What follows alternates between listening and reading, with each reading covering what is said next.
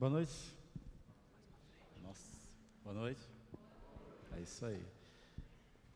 Hoje eu tenho um presente especial aqui, que eu vou sortear, estou brincando, que eu ganhei hoje. Mas hoje tem bastante brinde. Nós estamos no penúltimo dia, né, Tiago?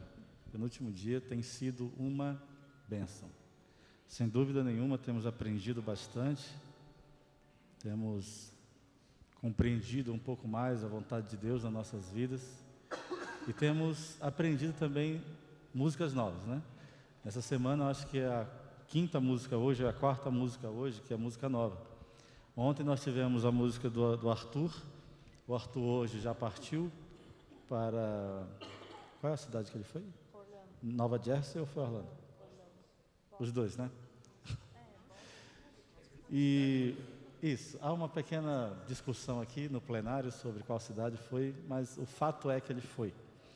E nós cantamos a música então do menino de 13 anos de idade, né? Como Deus tem inspirado seus filhos, né? E a gente vai cantar essa música amanhã de novo. E hoje nós vamos cantar uma música também de um compositor aqui dessa igreja, que é o Marcelo. Já tem escrito algumas músicas, e essa música, o Rio 180, né? Canta, a Giovana participou do Rio 180, está aqui com a gente. E nós vamos aprender essa música hoje. Ela é facinha, é uma música congregacional, de fácil aprendizagem. Nós vamos cantar uma vez, como temos feito, e aí a gente passa para vocês, tá bom?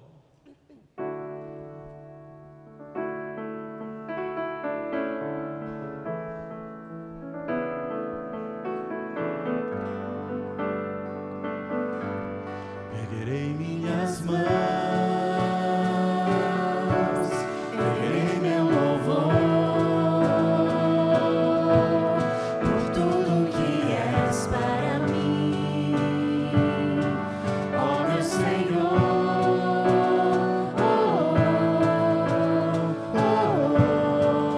Mesma melodia. Cantarei ao Senhor para agradecer por tudo que és para mim, ó meu Senhor.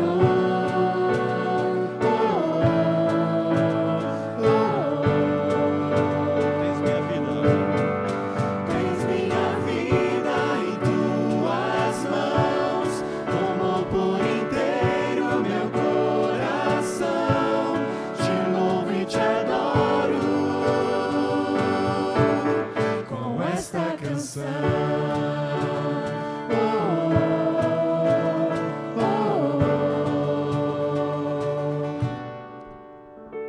Facinho, né?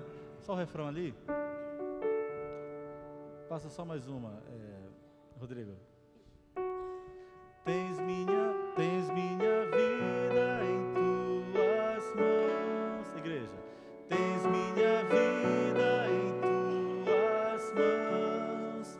E você vai cantar a mesma melodia para a segunda frase. Tomou por inteiro meu coração. Ok? Vamos lá. Tens minha vida em tuas mãos, tomou por inteiro meu coração. Te louvo e te adoro com esta canção. Facinho, né? Vamos cantar toda? Rodrigo, pode voltar desde o primeiro slide.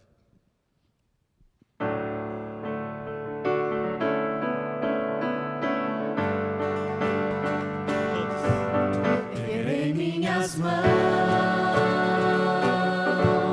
erguerei meu louvor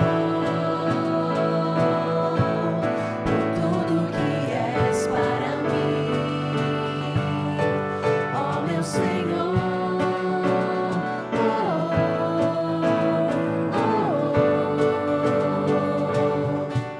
Tá muito triste.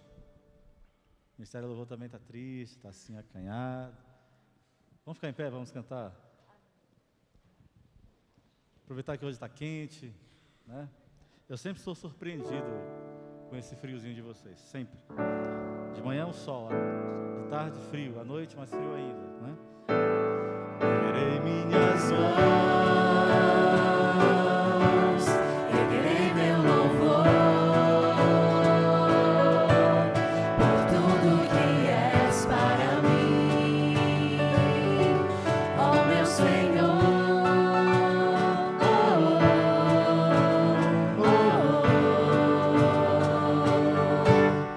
Cantarei ao Senhor para agradecer por tudo que és para mim, ó meu Senhor.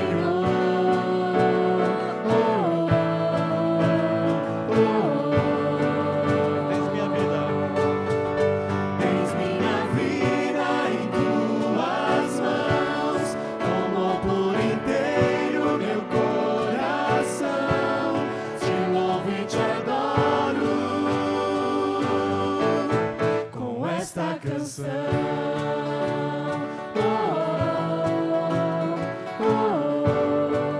Eles começam, vocês repetem. Erguerei minhas mãos, Erguerei meu louvor por tudo que és para mim, segura. ó meu Senhor.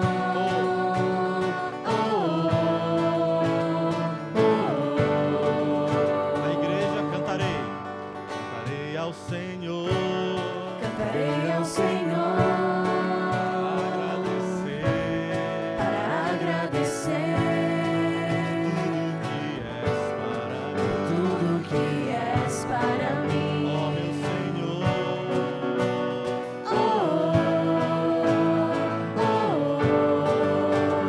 Tens minha vida. Tens minha vida em tuas mãos, tomou por inteiro meu coração. Te louvo e te adoro com esta canção.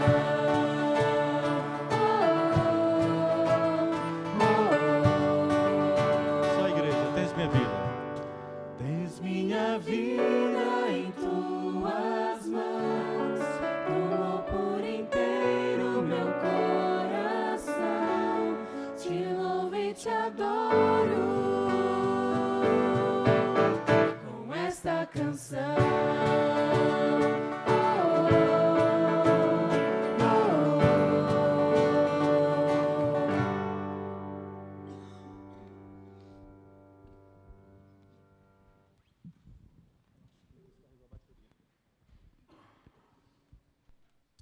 Diz que a bateria está indo embora.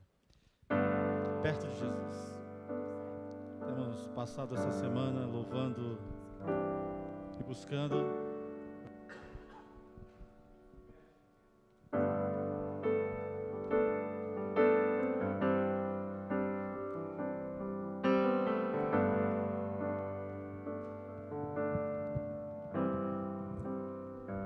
Todos. Perto de Jesus,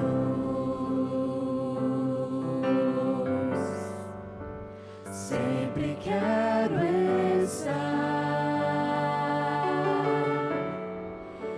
e tudo que eu preciso, ó Pai, sempre encontro junto a Ti. Quero aqui ficar,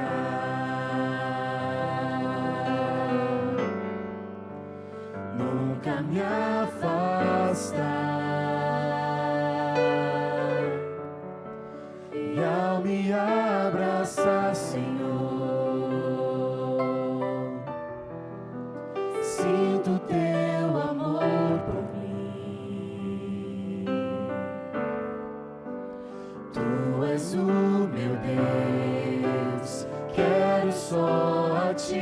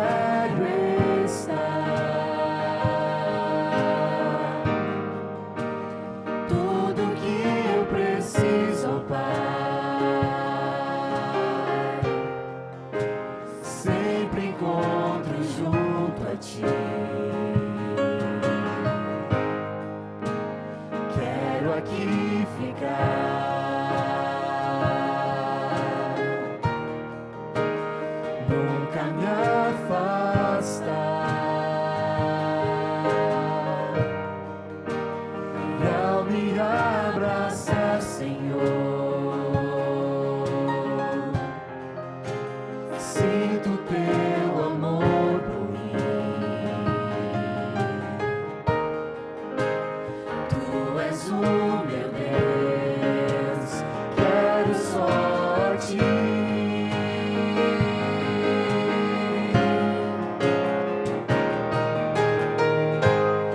entregar o meu viver, Senhor. Sim, quero estar bem junto a ti, Jesus. Quero entregar o meu viver, Senhor. Sim, quero estar bem junto a ti, Jesus. Bem junto a ti, Jesus. Bem junto a ti,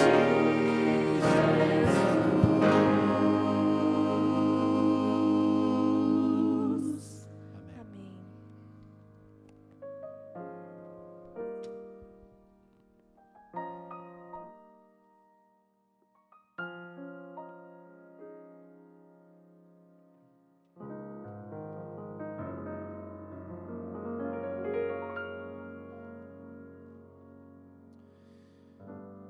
Boa noite.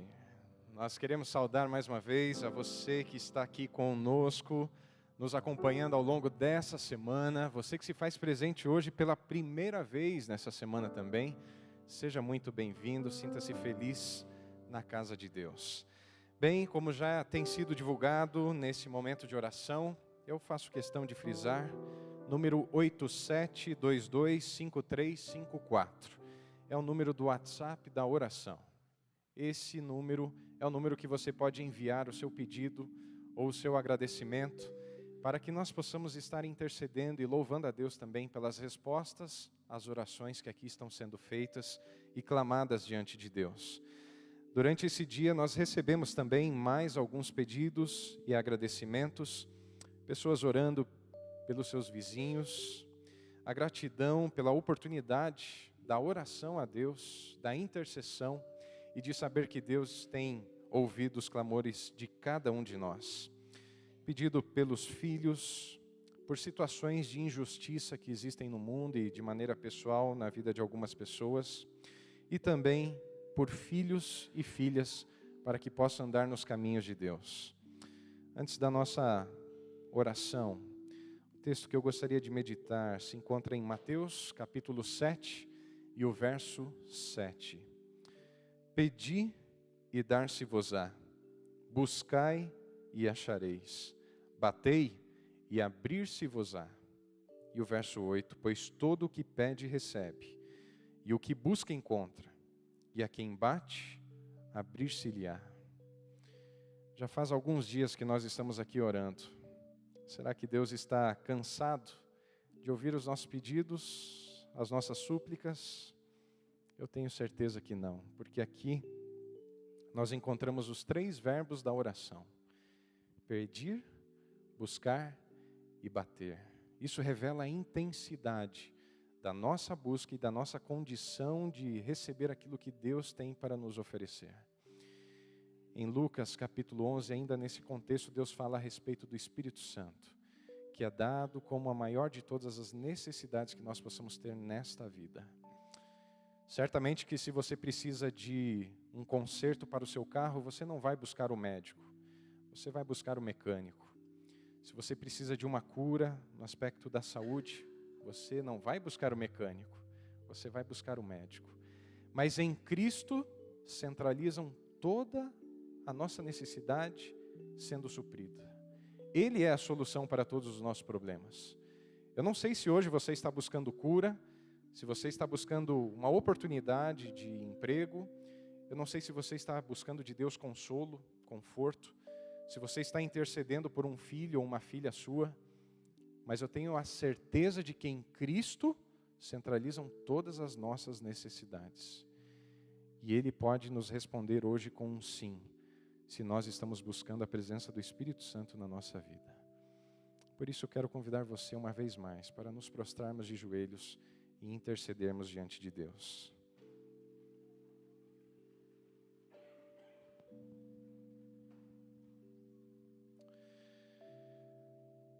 Nosso Deus e nosso Pai, nós queremos te adorar e te louvar como já o temos feito aqui. Nós queremos te agradecer, ó Deus, por tantos momentos agradáveis que passamos na tua presença ao longo dessa semana. E sabemos que assim o será ainda mais hoje, porque sabemos que o Senhor está conosco. E estamos aqui reunidos em teu nome para te louvar e te adorar. Clamamos, ó Deus, o perdão dos nossos pecados, das nossas enfermidades, e pedimos a Deus que o Senhor possa nos restaurar a cada dia mais e nesse momento também. Estamos aqui, ó Pai, para interceder por cada um dos teus filhos que estão buscando a tua face, a tua presença, a tua mão poderosa, para que no soberano tempo o Senhor possa agir da maneira que lhe convém, conforme a tua sabedoria, o teu amor, a tua bondade e a tua justiça. Vem agir, ó Deus, na vida de cada um dos teus filhos, conduzindo-os para os teus caminhos. Vem, ó Deus, trazer conforto também. E de maneira especial, queremos pedir pela Aline dos Reis, bem como sua família, pois hoje perderam o seu pai. Vem também, ó Deus, interceder de maneira muito especial na vida do pastor Jean Zukovski, toda a sua família, porque perdeu a sua filha também. Vem trazer conforto, consolo, e redobrar a esperança de que um dia Cristo Jesus virá nas nuvens dos céus, trazendo a salvação e a vida para todo aquele que nele crê. Sabemos que Tu és o nosso Deus, que estará agindo por meio do Teu Espírito. Ensina-nos, ó Pai, a pedir, buscar e bater, porque temos a certeza de que não é simplesmente uma ordem, mas é uma promessa que já foi consolidada em Cristo Jesus. Por isso, aceita-nos uma vez mais em Tua presença e fala ao nosso coração. É o que nós pedimos em nome de Jesus. Amém.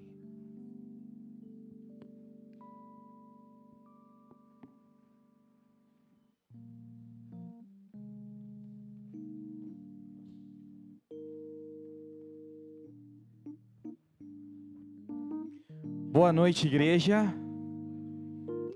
Que bom que você veio nessa noite um pouquinho mais fria, veio prestigiar a nossa semana de oração, veio escutar um pouquinho mais da palavra de Deus. Eu estava pensando durante a tarde, e a gente como professor, a gente tem dentro da gente um senso pesquisador, um senso de curiosidade, e eu gosto muito de perguntas, né? E ficar pensando por que as coisas são assim, da onde que surgiu isso. E esses dias eu estava pensando o seguinte: vocês já pararam para pensar da onde que surgiu nosso cumprimento, né? É um movimento meio estranho, você pega na mão da outra pessoa assim e balança. Não é meio esquisito isso? E eu fiz essa pesquisa há um tempo atrás, e para querer saber o porquê que a gente faz isso. E as melhores respostas que eu encontrei foi que isso surgiu na Idade Média. Na Idade Média, então, no tempo daquelas batalhas que haviam, então, quando dois capitães lá, ou os generais de guerra, então ficava o exército de um lado e o exército do outro lado. Então vocês já viram essa cena nos filmes. Aí o general vai até o meio, o outro general vai até o meio também, os dois desarmados. E olha só como é que era então. Isso aqui de balançar a mão era para garantir que o cara não tinha nenhuma arma escondida. Então você balançava aqui para ver se ele não estava querendo te enganar. e por algum momento ali, então, né, te dá uma punhalada ali. Então era para ver se não tinha nenhuma arma escondida. Então achei interessante isso, que é por isso que você balança a mão. Outra dúvida que eu fiquei, você sabe por que que a gente faz isso aqui? Tipo, oi, às vezes tchau. Então, pelo que eu pesquisei, também é a mesma coisa. Olha só, quando, entre aspas, não é bem a mesma coisa, mas é do tempo medieval, e quando um exército lá queria se render, eles faziam o quê? Pegavam a bandeirinha branca e chacoalhavam, não era? E vazavam. Era tipo tchau, né? Tipo, ó, tô me rendendo, ou vou embora, ou tipo, acabou a guerra. Só que nem sempre os caras iam ter uma bandeirinha branca dando sopa, né? Então o que acontecia? Levantava a mão e tchau, me rendo. E daí que surgiu o tchau. Segundo esses estudos que eu fiz lá na internet, no Google, né? Esse movimento aqui, ó, o famoso hang loose, também fiquei curioso, né, para saber de onde que surgiu. E diz que na ilha do Havaí tinha um surfista lá nos anos 70 e o cara era marceneiro e teve um acidente e perdeu esses dedos aqui.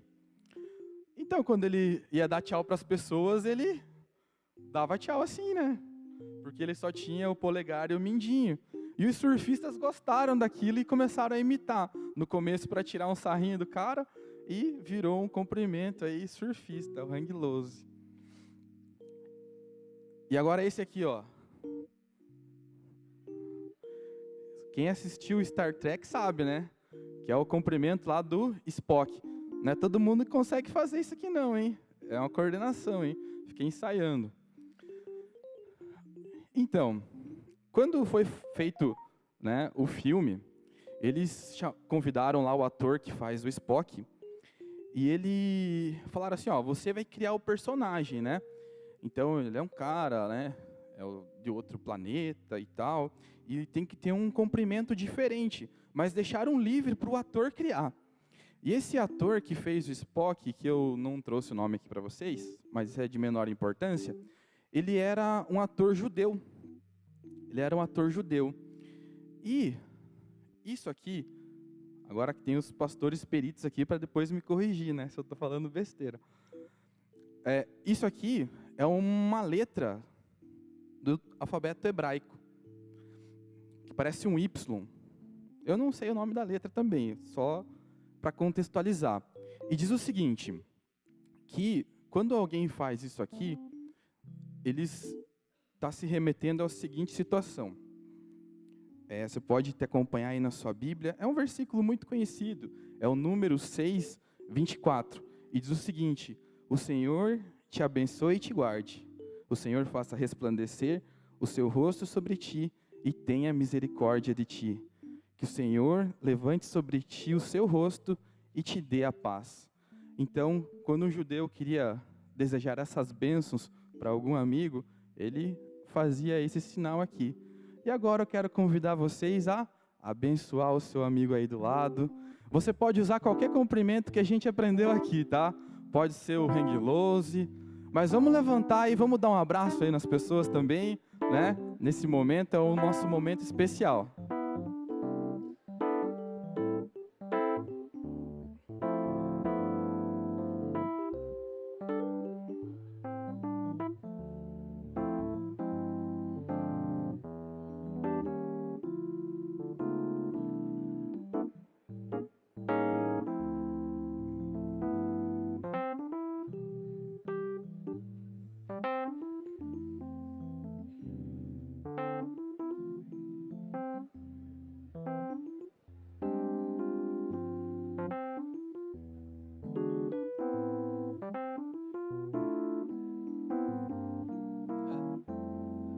Depois você fala lá, pastor.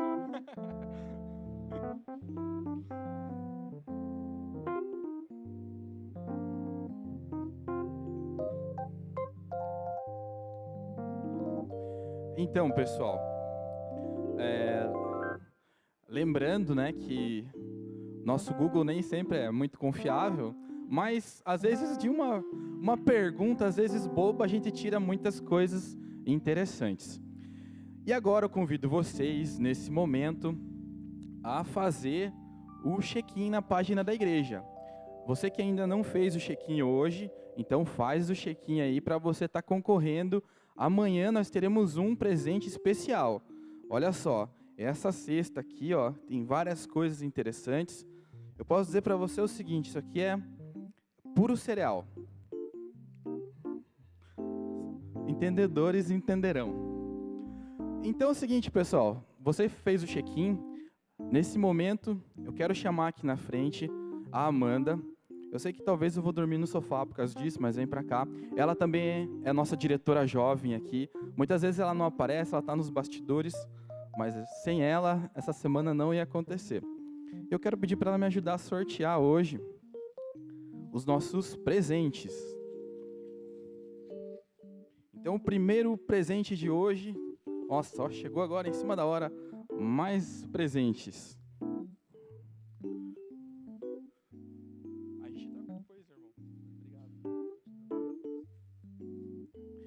Temos aqui material novo chegando, DVD do Atos ao vivo, hein? Vamos sortear esse aqui hoje, sorteia.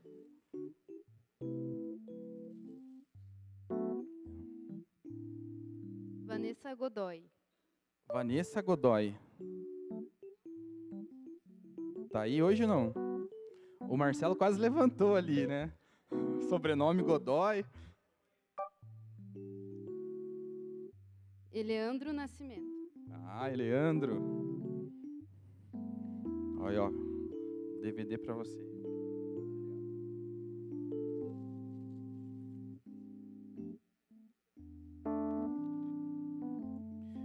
Agora, esse aqui tem que sair todo dia, né, gente? O CD do melhor coral do mundo. Agatha Gonçalves. Agatha Gonçalves está aí? Ah, essa família sempre ganha todo dia.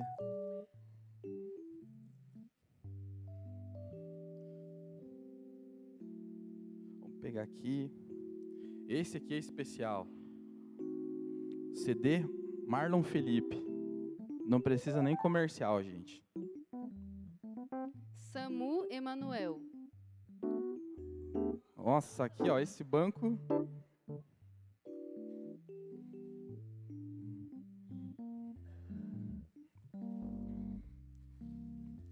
E agora uma camiseta do Chama Coral. Noelle Gonzalez. Essa mulher tem sorte também, hein? Faz o check-in todo dia, né? Vamos lá para a gente não tomar muito tempo. O último brinde dessa noite, o último presente é desse cara aqui, bonitão, Marlon Felipe. Mais um CD aqui. Reinaldo Siqueira. Reinaldo, sabia que você ia ganhar uma hora, Reinaldo. Todo dia ele fazendo check-in e não ganhava. Hoje foi o dia. Diz que vai fazer até um quadro assim e botar lá no porta-retrato, né, Reinaldo? Beleza. Pessoal, amanhã tem mais. Amanhã temos ali nossa cesta especial, tá?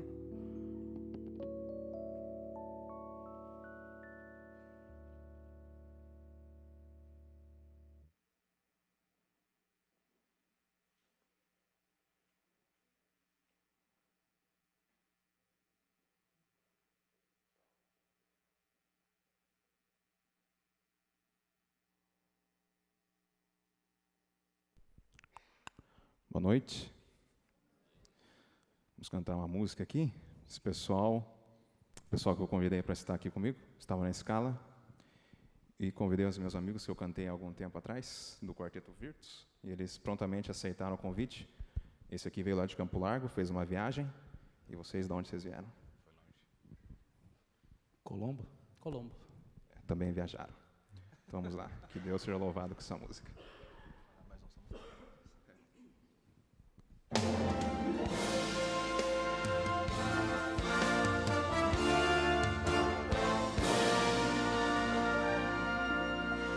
Vivia solitário, tão vazio e sem valor.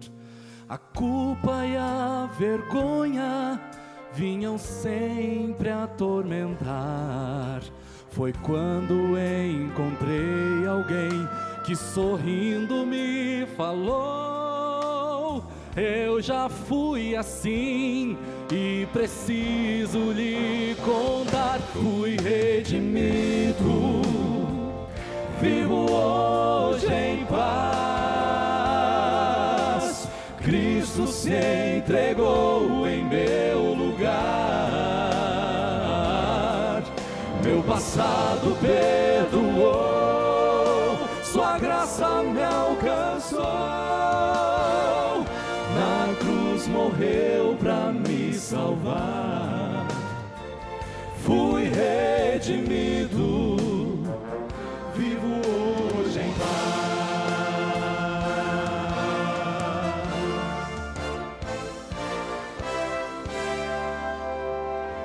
Finalmente tenho paz e tudo em mim mudou. Jamais irei sentir-me só, pois Jesus comigo está. Se sua vida também é tão vazia e sem valor, deixe Cristo ajudar e você irá cantar. Fui redimido, vivo hoje em paz. Cristo se entregou em meu lugar. Meu passado perdoou, sua graça me alcançou. Na cruz morreu pra me salvar. Fui redimido, vivo hoje em paz. A graça de Jesus, concedida lá na cruz, pode transformar, do pecado resgatar. Somente pela fé, não por obras ou ações. Mas nada vai acontecer se essa graça eu não quiser.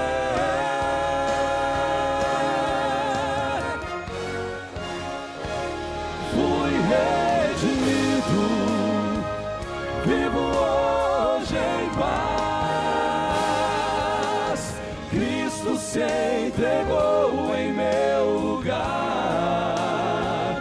Fui redimido, vivo hoje em paz. Cristo se entregou em meu lugar. Meu passado perdoou, sua graça me alcançou. Na cruz morreu pra me salvar. Fui redimido, vivo hoje em paz. Fui redimido, vivo hoje em paz.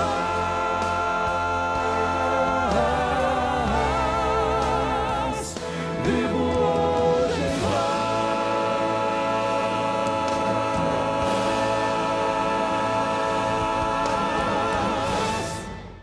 Amém.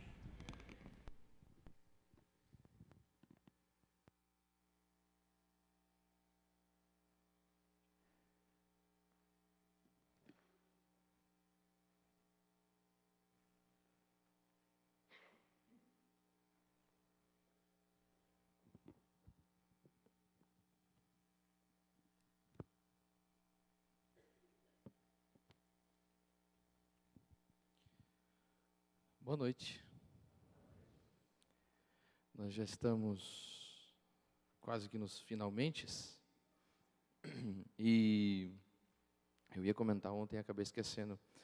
Mas se você quiser depois rever aquilo que a gente estudou durante a semana com mais calma, com mais tranquilidade, os PowerPoints vão ficar à disposição, tá?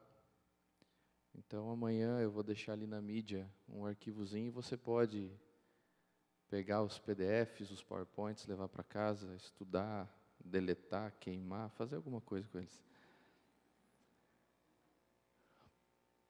Pergunta: o que te decepciona?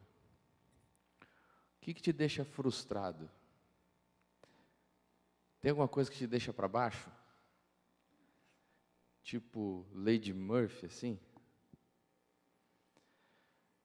Sabe que uma vez eu trabalhei ali na Praça Zacarias, numa ótica por muitos anos. E estava um calor insuportável, mas pense num calor insuportável. E eu saí aquele dia, a primeira coisa que eu fiz foi no McDonald's ali comprar um sorvete. Mas sabe quando você sai salivando assim, cara? Você quer parar para você comer o sorvete de uma vez? Na primeira colherada que eu fui dar, sorvete no chão. Eu quase me matei, cara. Até porque aquele era o único dinheiro que eu tinha aquele dia, eu não consegui comprar outro. Essas coisas decepcionam, não decepcionam? Você já pagou mico? Eu sou campeão em pagar mico. Eu não sei até hoje como é que eu subi por aqui essa semana inteira e não arranquei esse piano do lugar.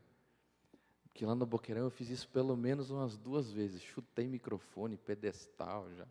Eu sou um desastre. E eu não sei como é que a gente fez isso hoje. Como é que eu não fiz isso ainda? E nós vamos falar dessas 2 coisas hoje. Aquilo que nos traz vergonha e aquilo que nos frustra. E acredite se quiser, isso está intimamente ligado com as nossas origens. Então hoje nós vamos repensar as nossas origens. Abra sua Bíblia em Lucas, capítulo 24.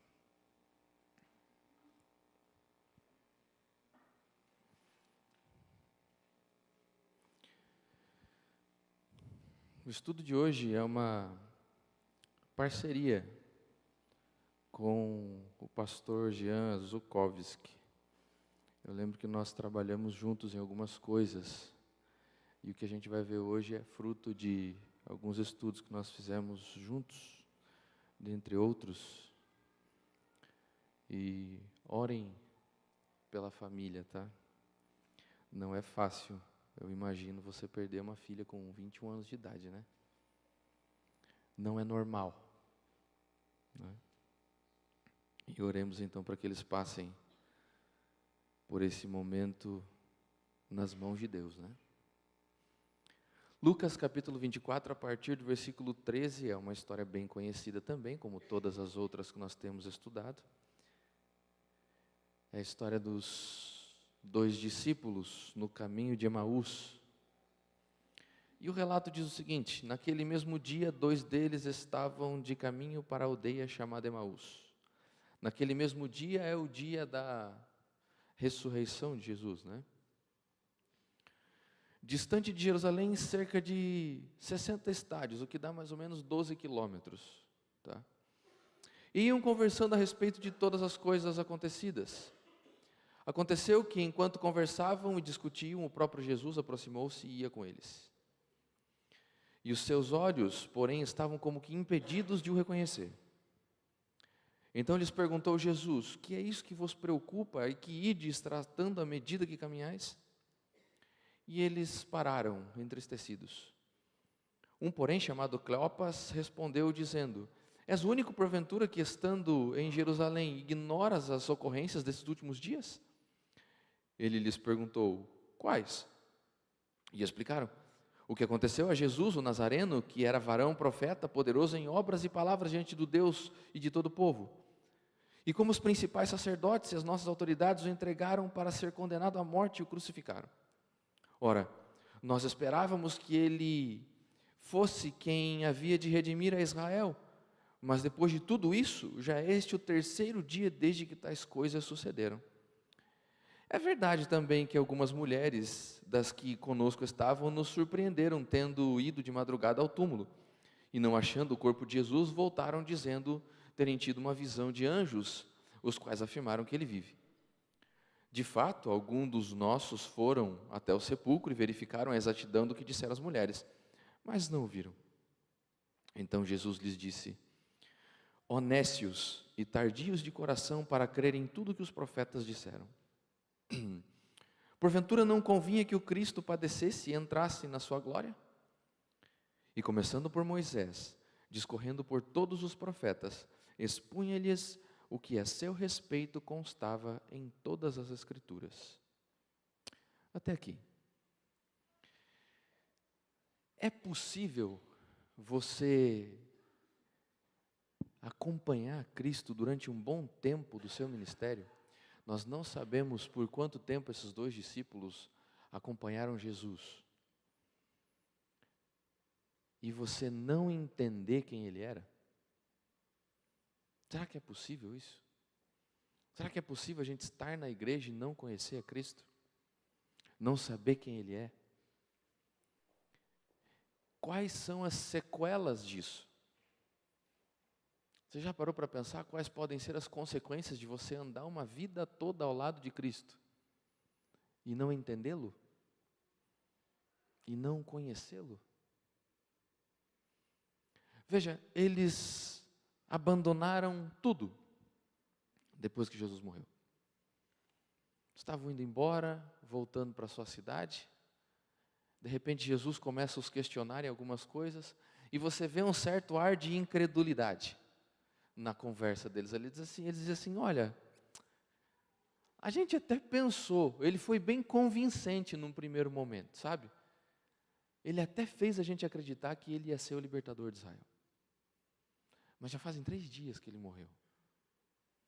Bom, até aconteceu aí de umas mulheres irem lá no túmulo dele e não ver nada e saírem dizendo que ele está vivo.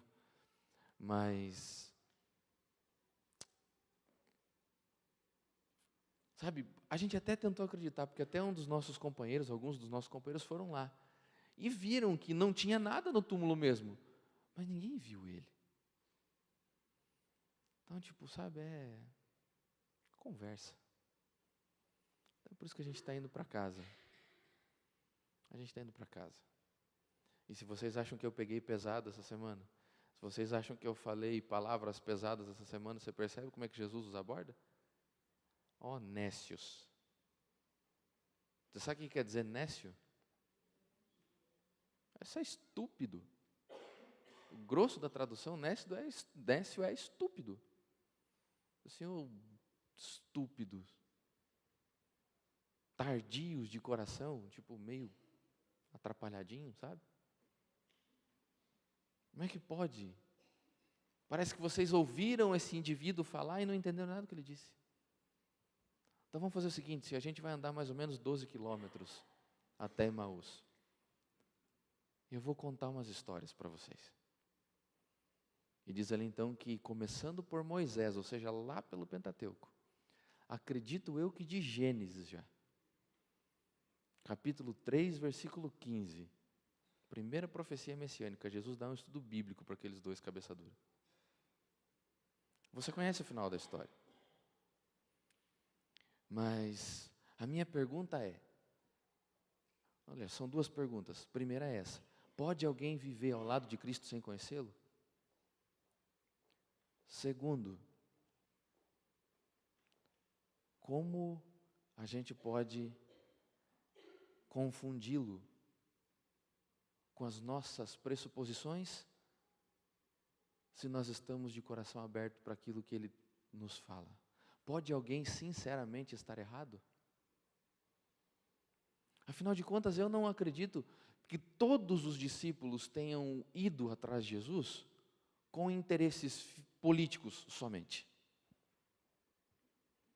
Você vê neles uma certa angústia, assim, a gente acreditou,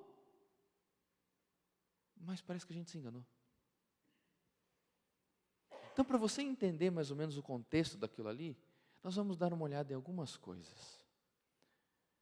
Primeiro, aqueles anos e aqueles tempos eram tempos de expectativas. A nação de Israel, grande parte da nação, estava numa expectativa messiânica. Eles estudavam, e um dos textos que eles estudavam com afinco, era o livro de Daniel. Eu tenho um livro em casa chamado O Dia da Sua Vinda. É um livro do pastor Alceu Nunes, é um livro muito interessante de você ler.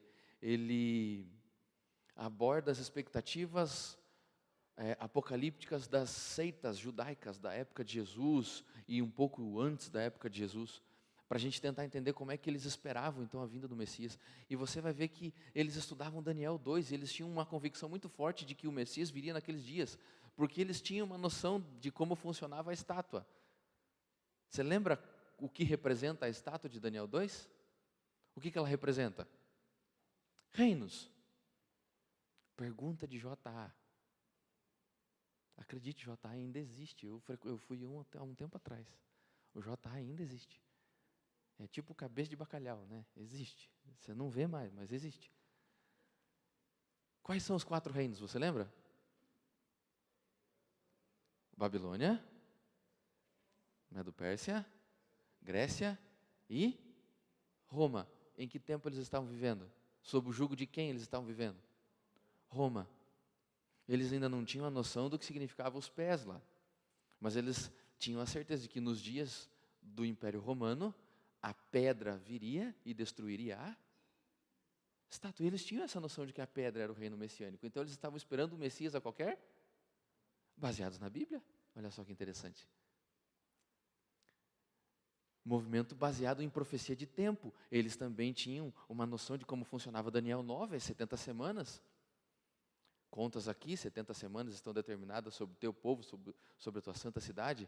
No meio da última semana, o ungido seria cortado. Essa parte talvez eles não tenham entendido muito bem. Eles não acreditavam somente que era aquele rei Antíoco Epifânio. Tinha um grupo que tinha uma compreensão messiânica muito forte da profecia das 70 semanas. E tudo corroborava para aquele momento em que eles estavam vivendo. O movimento foi fundado baseado em muitas profecias através da Bíblia. A raiz de Davi, o libertador de Roma, o rei dos reis vindo agora para libertar o seu povo do jugo da escravidão. A promessa, eles tinham uma certa compreensão também sobre o significado da profecia de Balaão. Quando ele dizia que uma estrela procederia de Jacó, eles tinham uma certa interpretação sobre a profecia de Jacó, quando ele abençoa Judá, quando ele diz assim, o cetro não se arredará de Judá até que venha Siló, e eles entendiam mais ou menos o seguinte, quando alguém que não for judeu se levantar sobre o trono, ou se levantar ali no trono de Jerusalém, no trono de Israel, para comandar Israel, sem ser da tribo de Judá, o Messias então, a raiz de Davi, virá para reclamar o trono e tomar o trono de volta e trazer o trono para a descendência de Judá. E naqueles tempos eles estavam vivendo sob o jugo de Herodes. Herodes não era judeu, Herodes era idumeu. Várias profecias se cumprindo. Só que Cristo pregava a iminência do reino da graça. E aqui eles não tinham uma compreensão muito forte. Porque eles estavam confundindo, eles esperavam que naqueles dias viesse o reino da glória. Mas Cristo pregou a iminência do reino da graça. Os seguidores de Cristo, então, não entenderam a verdade profética. Eles até estavam amparados na Bíblia, mas eles não entenderam muitas coisas que estavam acontecendo. O próprio Jesus, durante muito tempo, falou sobre a sua morte, explicou sobre a sua morte, mas parece que eles estavam cegos para esses relatos. O Evangelho de Marcos tem até uma brincadeira. Existem 2 episódios muito fortes de curas de cegos no Evangelho de Marcos, um no capítulo 8 e um no capítulo 10. O capítulo 8 é aquele que Jesus tem que tocar os olhos do cego 2 vezes, para que ele consiga enxergar. E o capítulo 10 é o capítulo da cura de Bartimeu. E as narrativas, os relatos, as explicações sobre a morte de Jesus no Evangelho de Marcos estão entre as curas dos 2 cegos. É quase que uma brincadeira de Marcos, dizendo assim, eles estavam com Jesus, mas eram cegos espirituais, eles não conseguiam entender. A ponto de Jesus falar assim, oh, meu Deus, como é difícil vocês entenderem, nécios, tardios. Não convinha que o Cristo padecesse antes de entrar para a sua glória? Mas eles não entendiam, porque eles tinham algumas pressuposições, algumas concepções. Nós esperamos, nós montamos um Messias. E esse que está nos sendo apresentado agora, ele até nos primeiros momentos encaixou com essa figura messiânica que a gente montou. Mas esse final da história não combina com o que a gente tinha projetado em nossa mente. E é por isso que a gente vem estudando o que a gente vem estudando durante essa semana.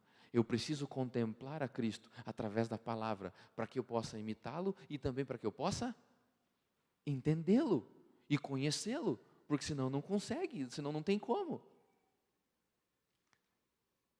E eles até tinham acertado as datas. De fato, o Messias viria naquela época. Mas ele não viria para reinar, e sim para morrer. Acertaram a data, mas erraram o evento. Eles não entenderam uma parte da mensagem das 70 semanas. Que o Messias seria cortado, seria morto. Mas eles receberam avisos sobre isso. Então o tempo se aproxima da grande festa dos judeus, a Páscoa. Eles tiveram a aparente confirmação de todas as suas expectativas, porque Jesus entra agora de forma triunfal em Jerusalém. Hosana nas alturas, hosana aos filhos de Davi. E o povo joga palmas para que ele entre, e ele entra agora em Jerusalém como um rei. E o povo olha, e os discípulos olham e dizem assim, é agora. É agora, é agora. Ele vai tomar o trono. Os próprios sacerdotes ficam com medo, eles olham uns para os outros e dizem assim, eis aí vai o mundo após ele. Se a gente não fizer alguma coisa, ninguém vai nos seguir mais, vai todo mundo atrás dele. E diz o Evangelho de João, e a partir dali eles reforçaram os esforços. Ai, apague essa frase. Redobraram os esforços, tá? Para matá-lo. Apagou de novo. Aí, obrigado. A expectativa gigantesca de um grande evento antes da Páscoa. Jesus se manifestar como rei. Só que Jesus é preso. E uma grande parte dos seus seguidores o abandona. Houve um tempo de peneiramento antes desse abandono. Talvez todo esse processo tenha sido permitido para que os verdadeiros discípulos se manifestassem e os falsos fossem embora. E eles então foram desapontados. Foram para casa. Tristes, frustrados, amargurados. Como os nossos dois amigos ali. Mas sobrou um restinho. Sobrou um remanescente. E o desapontamento foi o cumprimento de uma profecia. Zacarias já havia dito, fere o pastor e as ovelhas serão dispersas. Já estava escrito que isso iria acontecer. Eles receberam luz para compreender o seu erro, através de dois discípulos insignificantes, Clopas e o outro que a gente nem sabe o nome. Jesus apareceu ali, dando-lhes lições, explicando para eles os caminhos, para que eles entendessem o ministério de Cristo, para que eles entendessem o que estava acontecendo. Mas os líderes da época não aceitaram. Mesmo depois dos apóstolos evidenciando e pregando da sua ressurreição, a liderança religiosa daquela época não quis entender e não quis reconhecer a verdade profética que para eles foi passada. E eles continuaram nas suas tradições, nos seus dogmas, nas suas crenças, e abandonaram aquela verdade, aquela luz que tinha sido preparada para o tempo deles. Apenas a minoria entende. E afinal recebe as boas novas do Espírito Santo. Vemos o Pentecoste.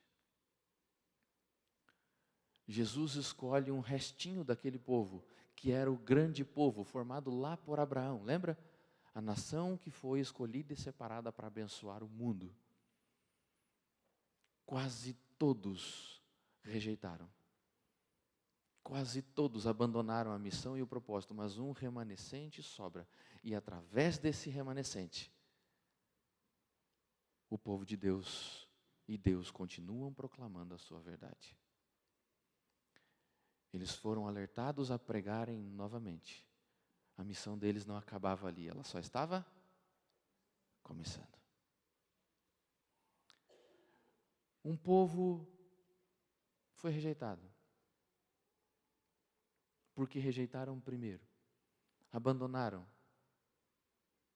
E então o presente que Deus havia preparado para eles se espalha. E de um povo surge outro povo.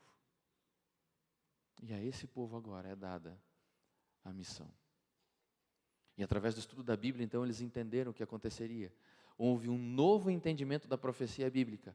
E eles perceberam que o movimento que estava começando pequenininho, numa sala de uma casa em Jerusalém, vai crescer, expandir-se. E eu quero que você pegue a sua Bíblia agora e abra comigo em Colossenses capítulo 1, versículo 6.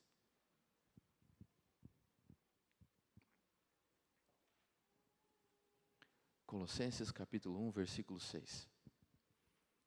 Palavras do apóstolo Paulo.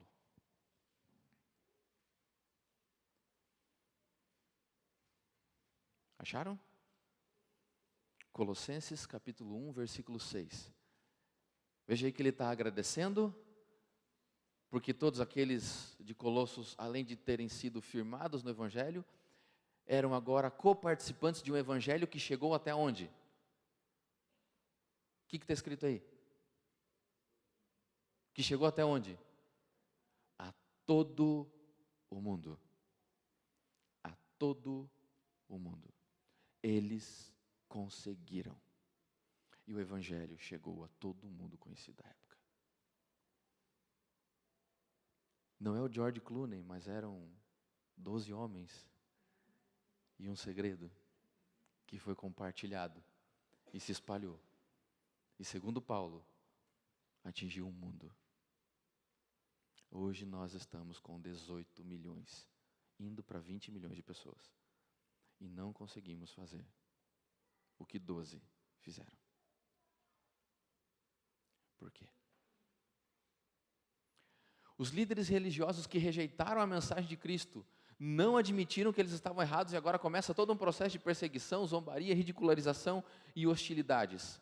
Todos esses líderes continuaram em suas tradições religiosas porque seguiam a homens e não a Deus. Quem segue a Deus continua seguindo Deus a despeito das suas convicções, a despeito das suas crenças particulares, a despeito do seu orgulho, continua seguindo a Deus. Quem segue homens nunca abandona orgulhos, convicções e interpretações pessoais. Nunca abandona. É fácil de você ver quem é o discípulo de Cristo e quem é o discípulo de homem. Porque o discípulo de Cristo não tem orgulho, ele sabe admitir quando está errado. O discípulo de homem morre pelo homem que ele está defendendo e não admite o seu erro. Essa é a diferença mais básica. E é por isso que aqueles líderes não admitiram seus erros. Tinham posições importantes demais para serem contraditos por pessoas incultas da época. Mas ainda assim, as verdades continuam aparecendo e há um novo entendimento da verdade bíblica. Houve uma nova compreensão, uma nova luz sobre o ministério de Cristo como nosso sacerdote. E há um livro na Bíblia explicando a luz que eles receberam, que é o livro de Hebreus. E eles entendem então que é necessário que Cristo vá, para que Ele entre no lugar santo do santuário celestial e comece o seu trabalho de mediador entre Deus e o homem. Sacerdócio segundo Melquisedeque. Pós-desapontamento, os discípulos de Cristo dirigiram a mente para o pátio onde Jesus tinha morrido, para o seu ministério de arrependimento e perdão no lugar santo. Houve um entendimento temporário que a porta da graça estava fechada para aqueles fora do movimento. Lembra do problema que nós temos em Atos 15? Mas espera aí, gentil pode receber? Não é só judeu? Eles tinham uma compreensão tão forte que a salvação era só para os judeus que eles acreditaram que no Pentecoste a profecia se cumpriu e o evangelho foi pregado a todo mundo. Porque tinham judeus, representantes de todas as nações. Aquele povo que você vê, partos, medos, elamitas e de outras nações que aparecem ali, não eram gentios. O que aquela quantidade enorme de gentil vai estar fazendo em Jerusalém? Eles eram judeus que nasceram fora de Jerusalém e foram até Jerusalém para Páscoa, para o Pentecoste. Então, aqueles judeus de várias partes do mundo, estando reunidos ali, recebendo a mensagem do Evangelho, voltando para os seus países, para eles a missão estava cumprida. E é por isso que você vê no finalzinho do capítulo de Atos, ele diz assim: e eles venderam as suas coisas, eles não estavam apegados a mais nada, eles pagavam as contas dos seus amigos, pagavam as dívidas dos seus amigos, repartiam tudo entre si, faziam a ceia todos os dias. Porque Jesus disse: eu não beberei do cálice, ou não beberei do fruto da vida de novo, até que beba com vocês no reino de meu Pai. E eles sabiam que Jesus estava muito prestes a voltar. Então eles faziam a ceia todos os dias para não correr o risco de Jesus aparecer. E eles não estarem ali, se confraternizando entre irmãos. E o Espírito era um, porque a missão estava cumprida, segundo o entendimento deles. Quem acreditou, acreditou, quem não acreditou estava perdido. Mas Paulo vem com as verdades mais claras e mais desafiadoras. O ministério ainda não tinha acabado, a pregação ainda não tinha acabado. A única coisa que tinha mudado era que o ministério de Cristo tinha ido do lugar da terra para o céu. Há uma transição no ministério de Cristo e nada mais do que isso. Eu sei que você já deve ter feito várias conexões na sua cabeça. E é nesse ponto que eu queria chegar.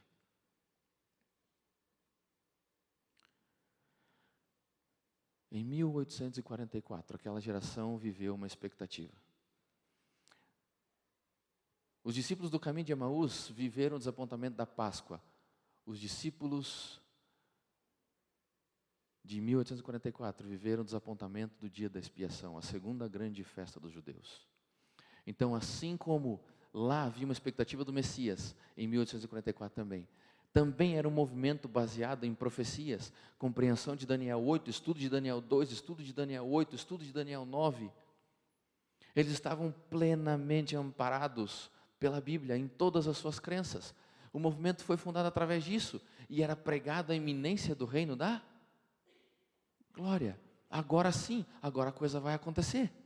Bom, os seguidores de Cristo não entenderam a verdade bíblica. Apesar de terem muitas evidências de que aquilo não poderia acontecer naquele momento.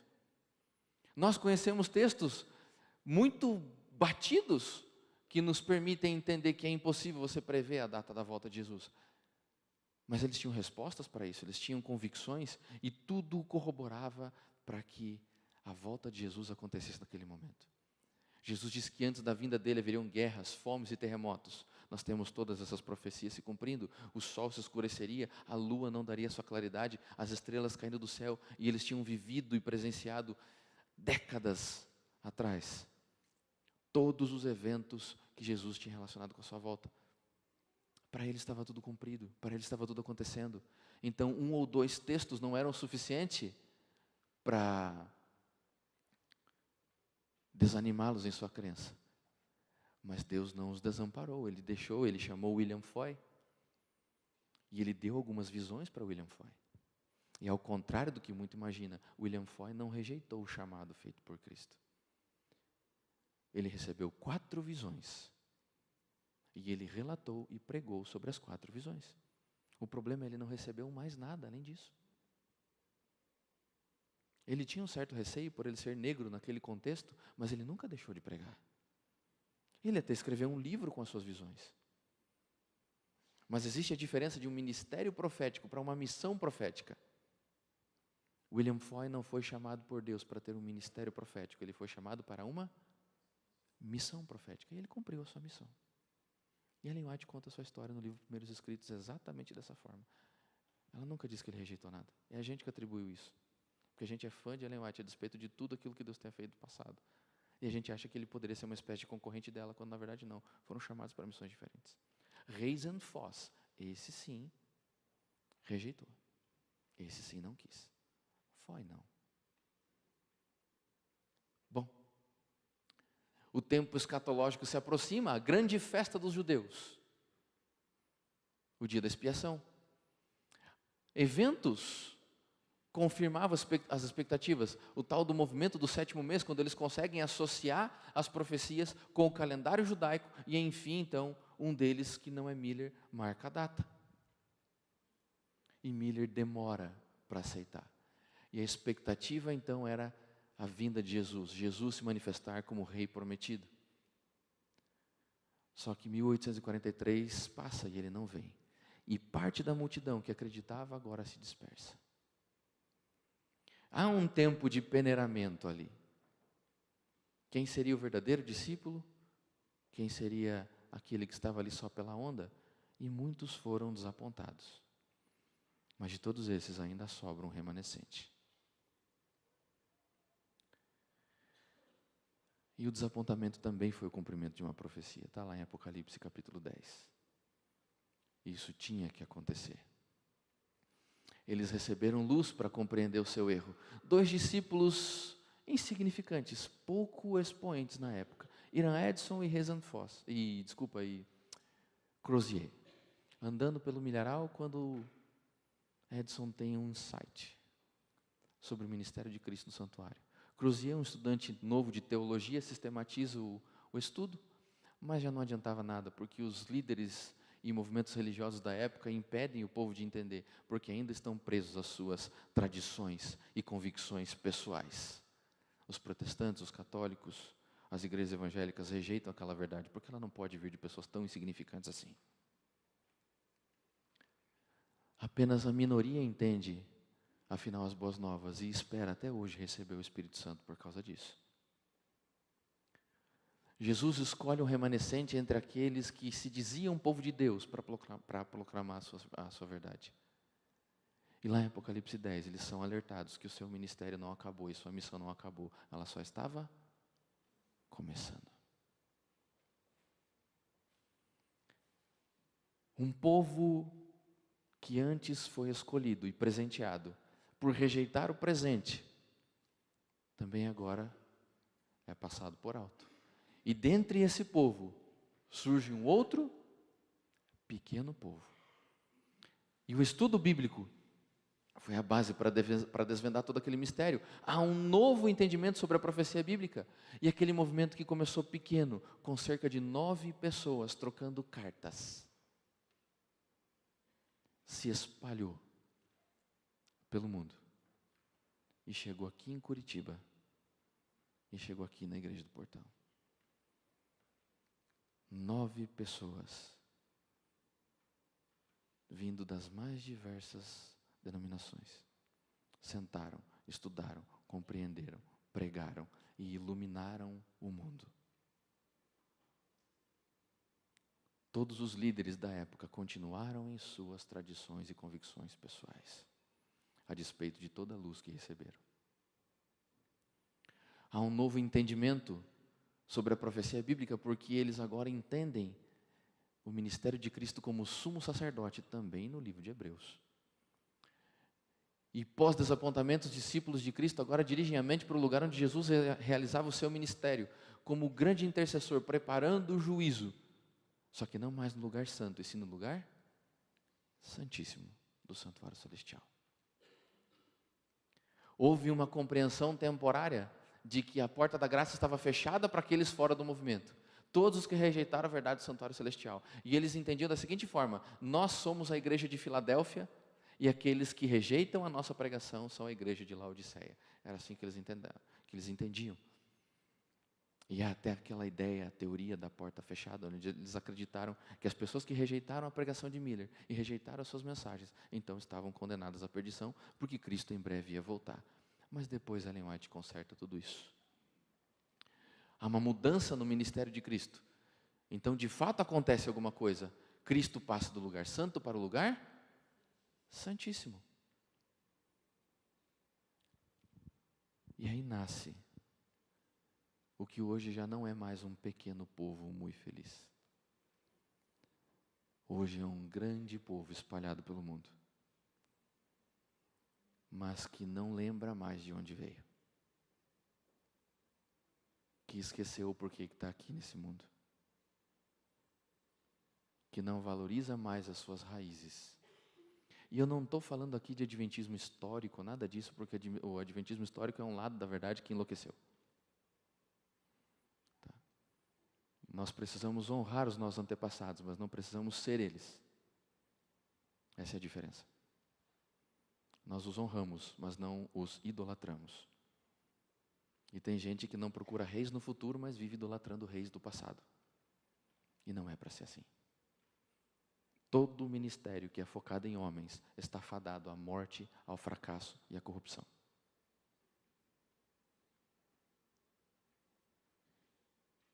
Quem é você? Dentro desse quadro, quem é você? Entenda, esta igreja não foi fundada por homens.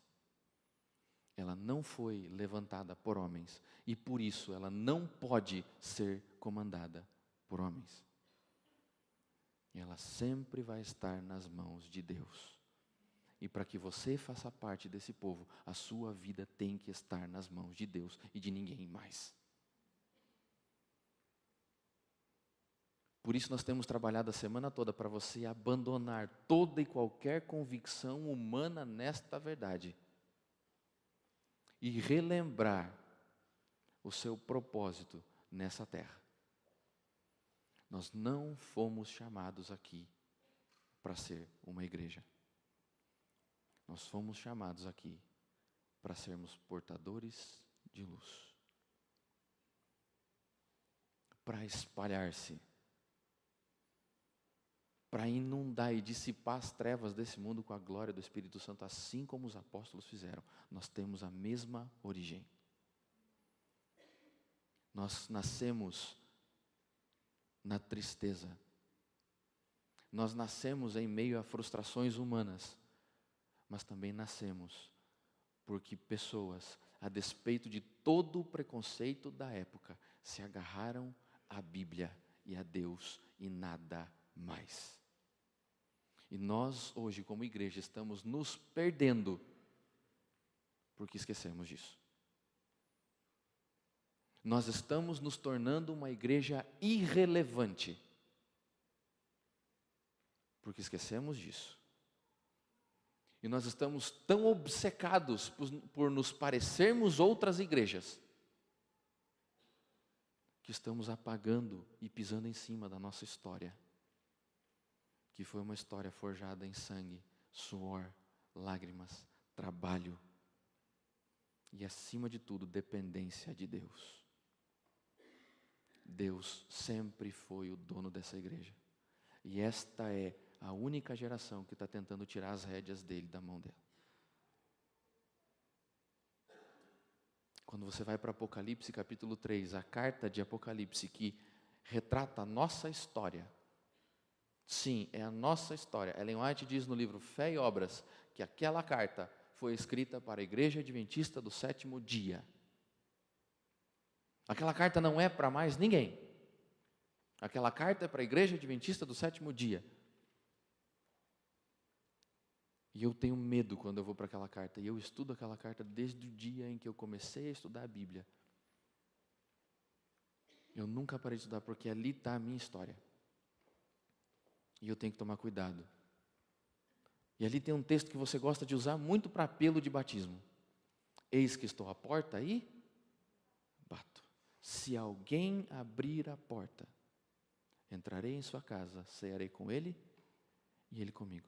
Se aquela carta foi escrita para a igreja, esse texto não é texto de apelo para batismo.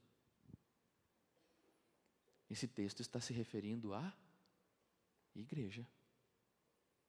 E se Cristo está à porta batendo, é porque Ele está do lado de fora desta igreja. E Ele está desesperadamente pedindo, me deixem entrar no lugar que é meu. Me deixem tomar conta da igreja que é minha, que eu fundei nesta terra. Me deem de novo o controle de um povo que é meu, que eu levantei. Não foi rixa, não foi briga, não foi picuinha, não foi interesse. Não foi nada disso que levantou essa igreja. Fui eu. Então me deixem entrar na igreja que é minha.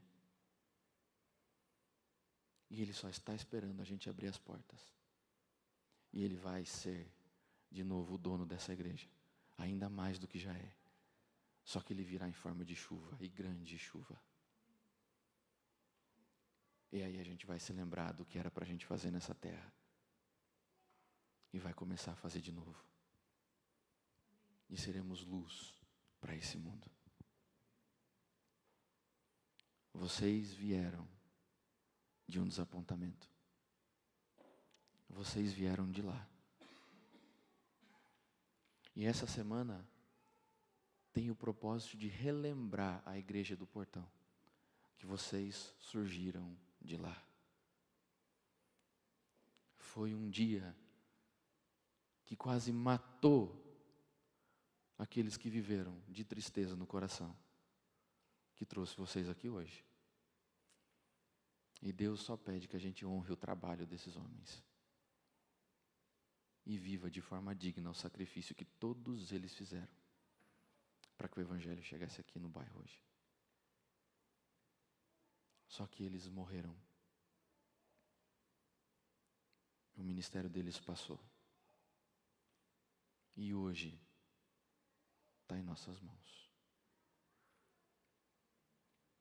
A promessa é muito simples: nos nossos dias não haverão mais decepções. Não haverão mais frustrações. Tudo aquilo que eles esperavam está guardado para os nossos dias. E é nos nossos dias que virá o reino da glória. Mas ele virá através de você. E ele virá através de você. A glória já pode começar no portão, se nós voltarmos às práticas das primeiras obras. Se nós olharmos para o nosso passado e perceber a mão de Deus forjando e guiando a nossa história. Ela não acabou. Eu acho inteligentíssima a forma com que Lucas acaba o livro de Atos. Você já percebeu que o livro de Atos ele acaba sem acabar? Já percebeu isso? O livro de Atos ele acaba sem acabar. Por que Lucas faz isso?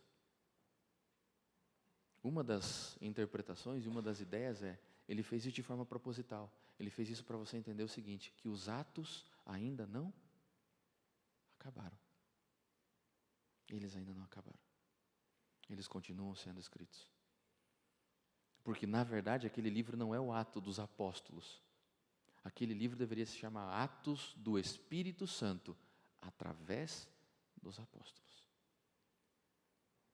Eu creio em Deus que esse livro continua sendo escrito nos nossos dias, através dos meus atos e dos seus atos. E eu quero que você, já que acompanhou o passado comigo agora, vá lá para o futuro.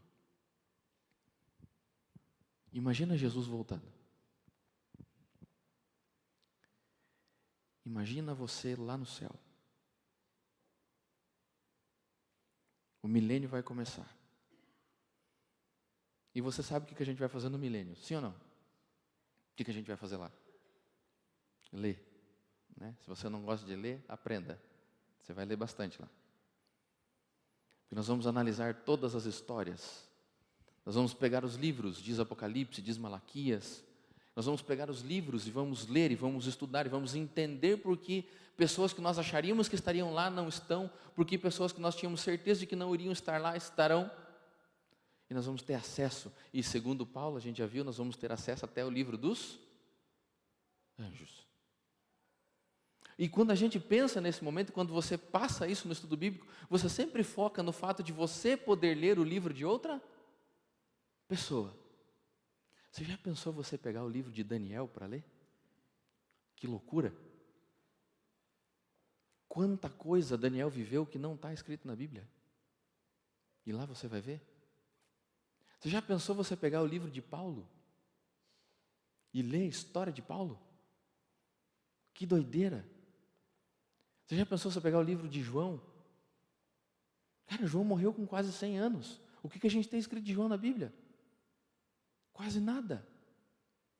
Imagina você pegar e acompanhar todinho o ministério dele. Imagina você ter um diário de Patmos. Como é que foram os anos que ele viveu lá?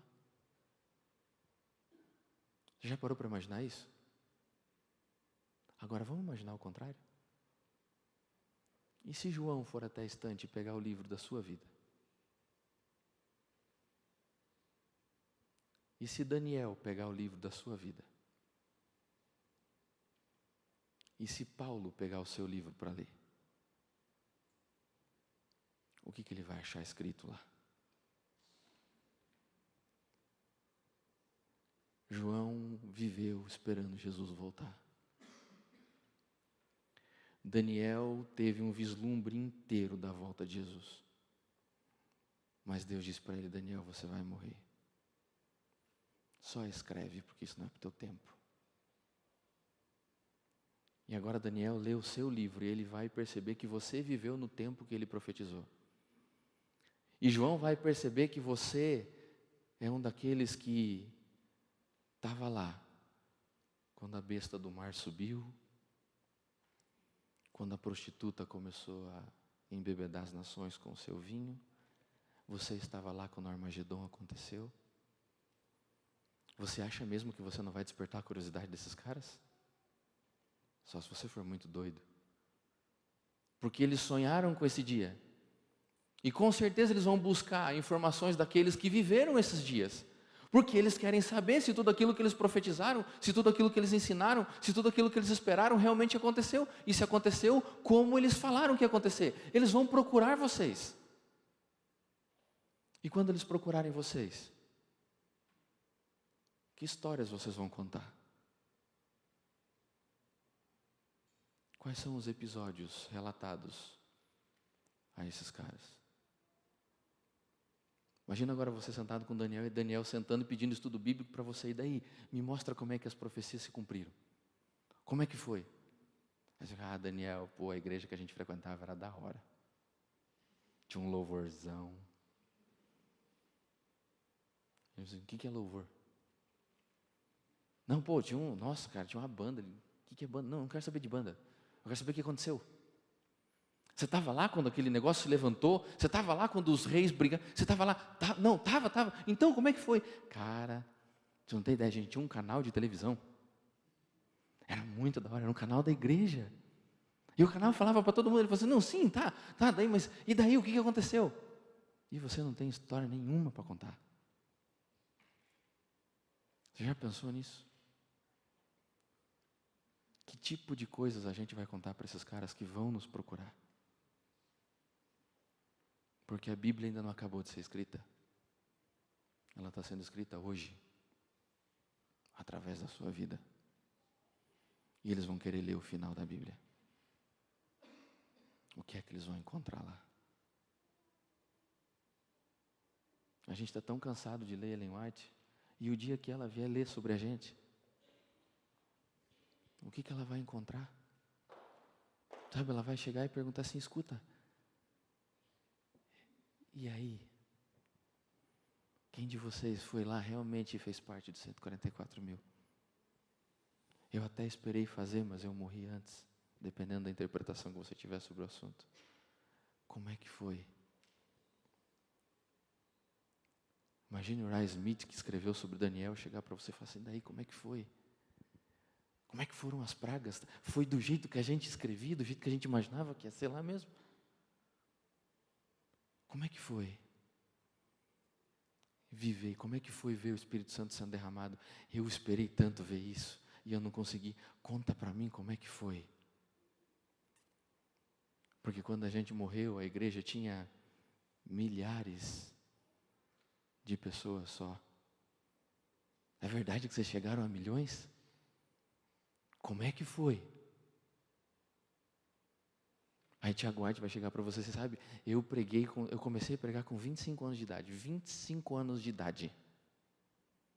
Tiago White começou a pregar. Primeiro sermão de Tiago White, 60 batismos.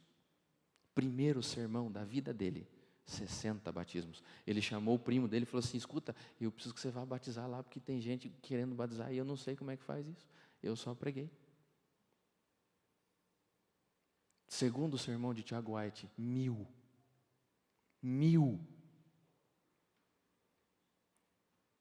E ele vai chegar para você: e daí, como é que foi a tua vida? Você recebeu o Espírito, não foi? Como é que foi? Então, sei lá, eu entreguei uns panfletos aí. Ó, Tiago, uma coisa eu sei, todo ano a gente juntava a igreja inteira, com uma sacolinha, com uns 10 livros na mão, ia de casa em casa e a gente entregava livro, era muito legal. Aí ele vai olhar para Zé, mas isso tudo vocês fizeram com aquela editora que eu criei? Mas e o que mais? Cara, você já pensou? O que a gente vai contar para esses caras? Eu não estou desmerecendo nada disso, é bom, só que a tua vida cristã não pode ser baseada só nisso. Você não pode entregar livro uma vez por ano e achar que você pregou o evangelho. Você não pode entregar um panfleto no Novo Tempo e achar que você pregou o evangelho só por causa disso. Que não é assim. Isso é uma parte. Que histórias nós teremos para contar? Enquanto o quarteto canta, eu vou deixar você imaginar e pensar um pouco nas histórias que você vai ter para contar. Porque ainda dá tempo de você construir novas histórias. Ainda dá tempo de você ter grandes feitos. Ainda dá tempo de você ter um futuro brilhante na presença de Deus.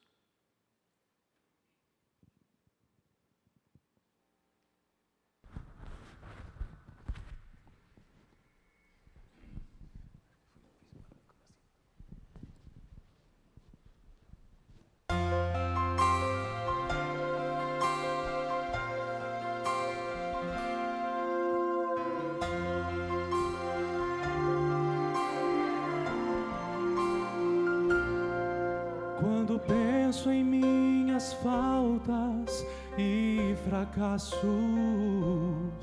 e quantas vezes, meu Deus, decepcionei, eu me sinto incapaz e envergonhado. Não mereço ter jamais o seu perdão. Mas Jesus deixou seu trono lá no céu, morreu na cruz e assim me libertou. Remido fui pelo sangue de Cristo, remido fui por seu imenso amor. Um escravo fui nas garras do pecado, Jesus me libertou, remido fui.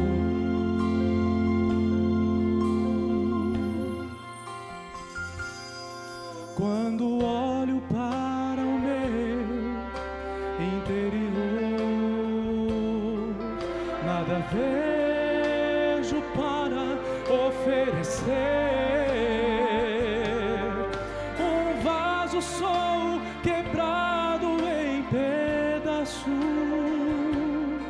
mas Jesus me diz: meu filho, vinde a mim.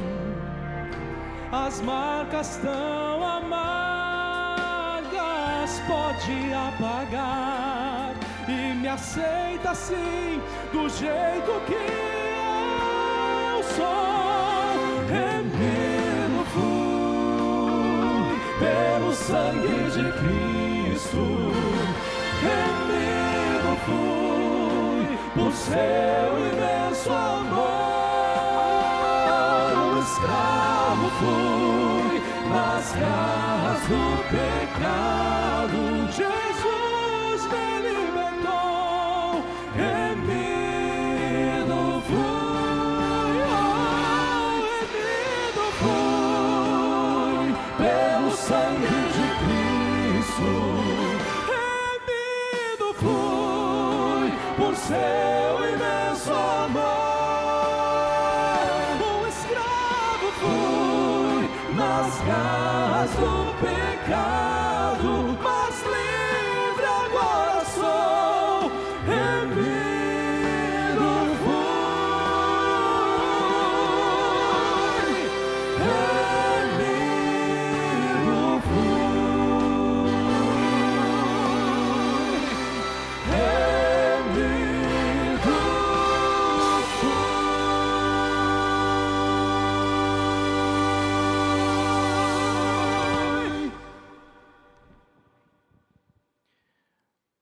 desafio de hoje é para você deixar de ser ou de ter qualquer outro rótulo. Adventista histórico, moderno, pré-lapsariano, pós-lapsariano, vegano, vegetariano, não sei o que ano. Seja só adventista do sétimo dia.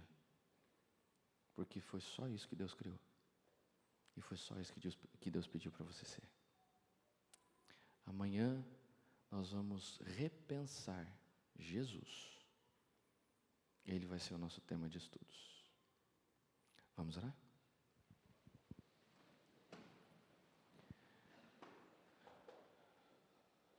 Nós te agradecemos, ó Pai, porque o Senhor nos preparou, nos separou e nos trouxe até aqui, para darmos sequência a um legado, a uma missão, que é trazer o Teu reino para mais perto das pessoas que estão ao nosso redor. Pai, que o Senhor perdoe os nossos momentos de relapso, que o Senhor perdoe as nossas amnésias temporais, quando nós esquecemos de quem somos e de onde viemos. E isso com certeza está nos prejudicando para entender para onde a gente vai, o que a gente tem que fazer. Então, por favor, ó Pai, coloca de novo em nosso coração o amor pelo Teu Evangelho e pela Tua causa. E que a gente termine aquilo que os nossos pioneiros começaram, aquilo que os apóstolos começaram. E que as esperanças e sonhos deles se concretizem em nossos dias, para que a gente possa encontrá-los e trocar experiências e histórias de uma vida dedicada ao Teu serviço e à Tua causa. É o que nós pedimos em nome de Jesus. Amém.